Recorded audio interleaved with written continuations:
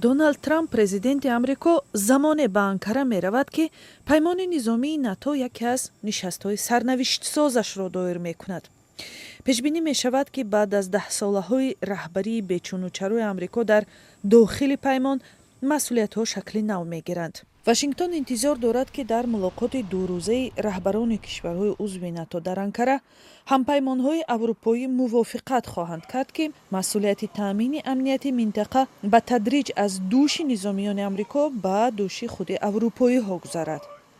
раисҷумҳури Амрико борҳо гуфтааст ки кишварҳои узви НАТО аз ҳимояти Иёлоти Муттаҳида баҳраманд ҳастанд, вале худашон барои таҳкими амнияти паймон саҳми қобили мулоҳиза намегузоранд.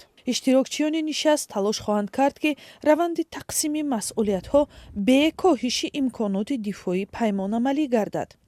мақомдорони баландпояи Амрико дар остонаи нишасти Анкара тасдиқ карданд ки Пентагон ҳузури нирӯҳояшро дар Аврупо арзёбӣ дорад ва эҳтимол дар натиҷаи ин амал шумораи сарбозони амрикоӣ дар ин қора коҳиш ёбад.